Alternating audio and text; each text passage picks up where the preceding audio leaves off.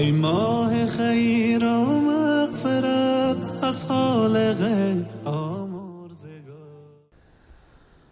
الحمد لله الذي أنزل على عبده الكتاب ولم يجعل له عوجا، والصلاة والسلام على رسوله محمد وعلى آله وأصحابه ومن تبعهم بإحسان إلى يوم الدين. قال الله تبارك وتعالى في القرآن العظيم: فأعوذ بالله من الشيطان الرجيم. شهر رمضان الذي أنزل فيه القرآن هدى للناس وبينات من الهدى والفرقان. صدق الله العظیم. خدمت همه سروران عزیز و بزرگوار صائمین ماه مبارک رمضان، السلام علیکم و رحمت الله تعالی و برکاته. الله سبحانه و تعالی را سپاس گذاریم که برای من و شما توفیق عبادت و بندگی را ارزانی فرمود و الله سبحانه و تعالی این ماه مبارک رمضان و این فرصت عظیم و بزرگ را برای من و شما میسر گردانید و این ماهی که از هر خانه زمزمه قرآن، از هر مسجد زمزمه قرآن، در هر شهر زمزمه قرآن و در هر قریه زمزمه قرآن هست و می شود گفت رمضان بهار قرآن، بهاری که هیچ وقت خزان ندارد. شهر رمضان الذي انزل فيه القرآن، ماه مبارک رمضان ماهی که در این ماه قرآن نازل شده. حالا در این ماه بدون شک نسبت به ماه‌های گذشته تلاوت قرآن و تدبر با قرآن و توجه به قرآن بیشتر هست. باید هم باشه. ماه نزول قرآن هست. پیامبر اکرم صلی الله علیه و سلم می فرمایند جبرائیل همه ساله در رمضان می آمد و قرآن را به پیامبر اکرم صلی الله علیه و سلم می خواند. در سال اخیر یک مرتبه با پیامبر خواند و یک مرتبه از پیامبر استماع کرد. ماه مبارک رمضان ماهی است که الله سبحانه و تعالی فرصت عظیم و بزرگی برای اهل قرآن عطا کرده که در این ماه تلاوت داشته باشند، تدبر داشته باشند به معانی قرآن، به معارف قرآن، به مسائل قرآن. بزرگان دین، سلف صالحین در ماه مبارک رمضان توجهشان به قرآن و به تلاوت قرآن بیشتر بود. علاقه سلفی که الله سبحانه و تعالی اونها را برای ما با عنوان قدوه و اسوه معرفی کرده. اصحاب رسول صلی الله علیه و سلم، تابعین، تبع تابعین، بزرگان دین. امام مالک رحمه الله، امام دار الهجره، وقت رمضان داخل می شد چه کار می کردن؟ دروس حدیث ترک می کردن. الله اکبر. گوش کن ای خواهر مسلمان و ای برادر مسلمان. امام مالک رحمه الله رمضان داخل می شد دروس حدیث را ترک می کردن. چی می گفتن؟ می گفتن وقتی که من برای درس حدیث می دهم در آن وقت مشغول تلاوت قرآن می شوم. الله اکبر. آیا شده برادر مسلمان، خواهر مسلمان، که در ابتدای رمضان یا همین اکنون الان که صدای مرا میشنوید، این وسایلی که ما را از خیلی چیزها باز داشته، این تواصلات اجتماعی، این مسائلی که مرتبط میشه به اینترنت، مسئله واتساپ و مسئله تلگرام و مسئله اینستاگرام و مسئله ایمو و فلان و فلان و فیسبوک و ده ها مسئله دیگر، ده ها وسیله دیگر، آیا شده که در این ماه مبارک رمضان اینها را کنار بگذارید و فقط وقت خود را به قرآن و تلاوت قرآن با تدبر به قرآن داده باشید؟ اگر کسی چنین کرده خوشا به حالش. امام مالک درس حدیث را ترک میکنه، درس حدیثی که او هم وحی خفی هست، درس حدیث را ترک میکنه، به جایش تلاوت قرآن میگذاره، خود را مشغول به قرآن میسازه. علاقه سلف را ببینید به تلاوت قرآن در ماه مبارک رمضان. سفیان ثوری رحمه الله، امام دیگر سفیان ثوری، میفرمایه وقت رمضان داخل میشه، از خیلی عباداتی که در غیر رمضان من انجام میدادم کم میکنم، از خیلی عبادات کم میکنم و خود را مشغول تلاوت قرآن میسازم. الله اکبر. شهر رمضان الذي انزل فيه القرآن. از امام شافعی رحمه الله، از امام شافعی رحمه الله روایت شده که امام شافعی در ماه مبارک رمضان 60 مرتبه قرآن را تلاوت میکردن، ختم میکردن.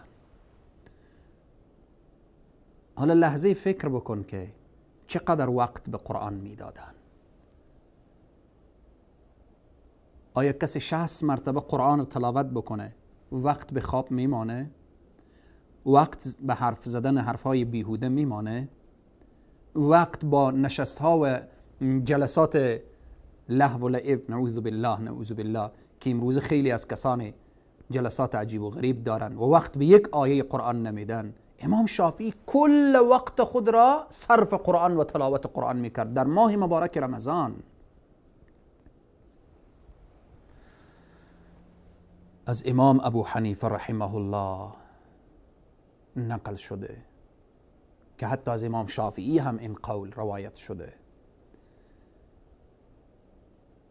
که در دهه اخیر ماه مبارک رمضان بعد از مغرب، یعنی وقتی که افطار میکردن، بعد از افطار تا نماز عشا قرآن را ختم میکردن. لا اله الا الله. چی ذوقی به تلاوت قرآن داشتن، چی شوقی به تلاوت قرآن داشتن، چی علاقه شدید به تلاوت قرآن داشتن. شاید خیلی کسانی باشه در ماه مبارک رمضان که از ابتدای رمضان تا انتهای رمضان یک بار هم قرآن را تلاوت نکنه. شاید کسانی باشه که 10 جز قرآن هم تلاوت نکرده باشه. عزیزان و بزرگواران، قرآن کتابی است که به خاطر هدایت ما آمده. تلاوتش اجره، نگاه کردن طرف قرآن اجره. محبت به قرآن دین، عقیده هست. میدانی این تجارت و این معامله تلاوت قرآن چی اندازه هست؟ رسول اکرم صلی الله علیه و سلم میفرمایند الصیام والقرآن، این روزه رمضان و این قرآن یشفعان للعبد یوم القیامه، اینها شفیع میشن برای بنده در روز قیامت. در روایت دیگر میاره اقرأوا القرآن فإنه یأتی یوم القیامة شفیعا لاصحابه. تلاوت کنید قرآن را، بخوانید قرآن را، که این قرآن هست که در روز قیامت شفیع می شود برای صاحب خود. خواهر مسلمان، برادر مسلمان، رمضان ماه نزول قرآن هست، ماه بهار قرآن هست. رسول الله می فرمایند الصیام و القرآن یشفعان للعبد. اینها شفیع میشن در روز قیامت. این روزه میایه به پیشگاه الله سبحانه و تعالی، در آن روزی که یوم یفر المرء من اخیه و امه و ابی و صاحبته و بنی، در آن روزی که هیچ چیزی به درد انسان نمیخوره. یوم لا ینفع مال ولا بنون الا من اتى الله بقلب سلیم. هیچ چیزی به درد نمیخوره. روزه میآیه، یا الله این به فرمان تو روزه گرفته بود، این به فرمان تو این عبادت را انجام داد، از همه خوردنی ها و نوشیدنی ها و لذت های دنیا دست کشیده بود به خاطر تو، من امروز شفیع این میشم. قرآن میآیه که یا الله همه خواب بودن این مرا تلاوت میکرد، همه دنبال هوا و هوس بودن این مرا تلاوت میکرد، همه بالاخره از من غافل بودن این مرا با تفکر و تدبر مرا تلاوت میکرد. یا الله من امروز شفیع این هستم. خواهر مسلمان، برادر مسلمان، چه کسی دوست نداره که در آن روز برای انسان یک وسیله نجات پیدا بشه؟ همه ما دوست داریم، همه ما دوست داریم. فکر بکن در یک دشت سوزان، بدون آب، بدون امکانات، در دشت سوزان انسان برابر میشه، هر طرفش وحشت باشه. اگر در آن لحظه یک وسیله نجاتی بیایه و او را برداره، چقدر انسان خوشحالی میکنه. در حشر، در آن روز سخت، تو پریشانی و نگرانی که روزه رمضان میایه از تو دفاع میکنه، قرآن میایه از تو دفاع میکنه. یا الله، یا الله، این روزه رمضان و این قرآن را تو شفیع همه ما بگردان، شفیع همه ما داشته باش. تلاوت قرآن چقدر پاداش داره؟ پاداش این که ما میخوانیم قرآن را، روز یک جز قرآن، روز یک صفحه، روز یک صفحه قرآن. هر کس نظر به تلاش، نظر به جهد، نظر به ذوق و به شوق. رسول اکرم صلی الله علیه و سلم میفرمایند، عبدالله ابن مسعود روایت میکنه، من قرأ حرفا من کتاب الله، کسی که بخوانه یک حرف از کلام پروردگار، فله حسنه، برای حسنه هست، والحسنه بعشر امثالها، یک حسنه تبدیل به 10 حسنه هست. لا اقول الف لام میم حرف، لا اقول، نمیگم که الف لام میم یک حرف هست، ولكن الف حرف واللام حرف والمیم حرف. الله اکبر. ای مسلمان، به مجردی که میگی الف لام میم، 3 حرفه، الف لام میم. با گفتن الف لام میم الله سبحانه و تعالی برای تو 30 حسنه میده. آیا میتونی حساب بکنی؟ آیا میتونی ضرب و جمع داشته باشی؟ با این که تلاوت میکنی ذلك الكتاب لا ريب فيه هدى للمتقين الذين يؤمنون بالغيب ويقيمون الصلاة ومما رزقناهم ينفقون الى آخر قرآن. حساب بکن که چقدر حرف میشه و این هر حرف 10 حسنه هست. رحمت الله را نشان میده. چقدر ما غافل ماندیم از این دریای بیکران رحمت پروردگار عالم چقدر محروم ماندیم، چقدر به فایده دنیوی خود شهرها را طی می‌کنیم، زحمت‌های شبانه روزی می‌کشیم، خستگی‌های عجیب و غریب را تحمل می‌کنیم به خاطر 4 روپیه دنیا. اما این تجارتی که با الله هست، هر حرف 10 حسنه. ای انسان لحظه به فکر بیا و متوجه رحمت پروردگار باش. همچنین ارتباط به اهل قرآن، رسول اکرم صلی الله علیه و سلم میفرمایند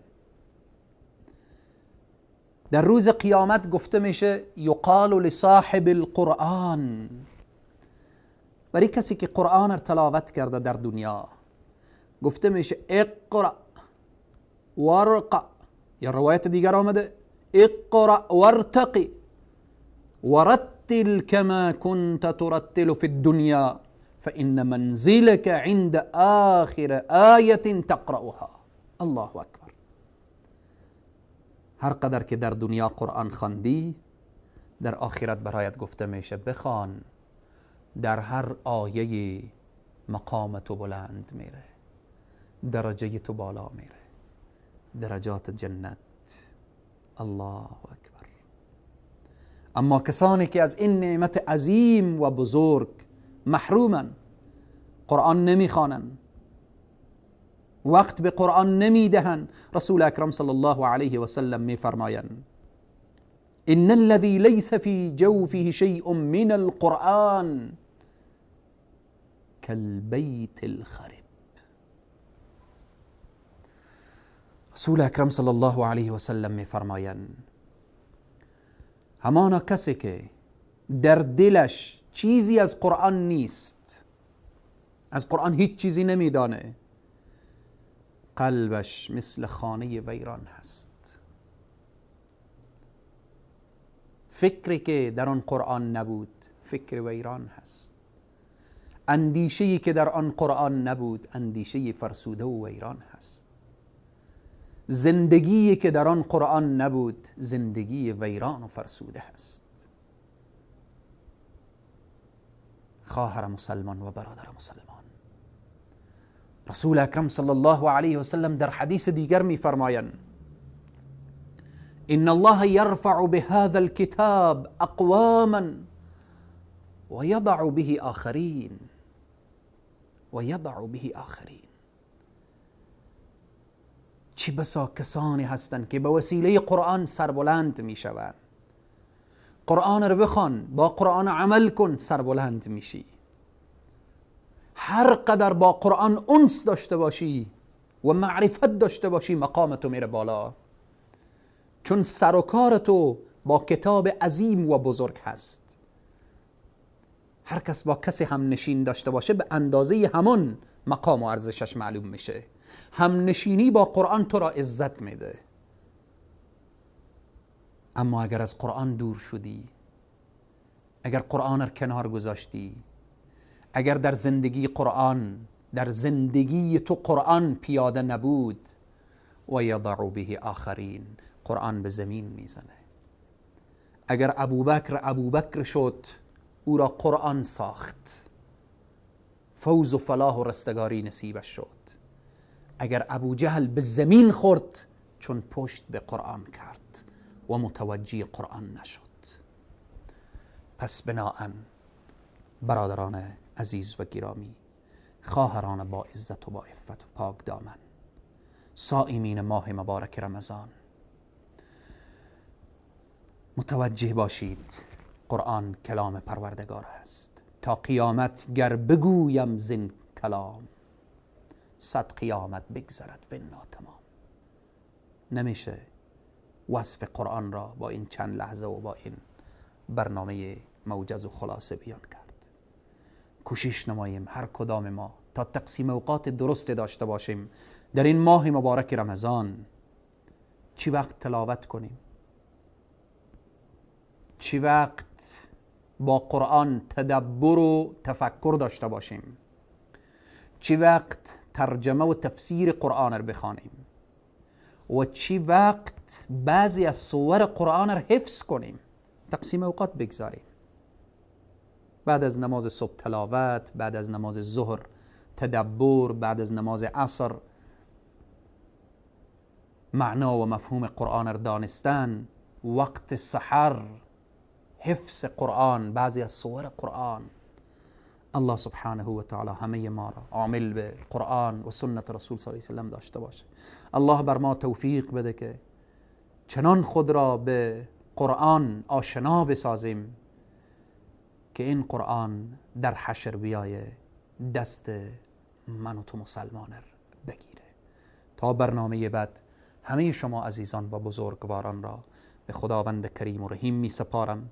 و السلام علیکم و رحمت الله تعالی و برکاته. رمضان یا رمضان، رمضان یا رمضان، رمضان یا رمضان، رمضان یا رمضان. ای رحمت پروردگار، ای بر خزان دل بهار، ای ماه خیر و مغفرت از خالق آمرزگار. رمضان یا رمضان، رمضان یا رمضان، رمضان یا رمضان، رمضان یا رمضان.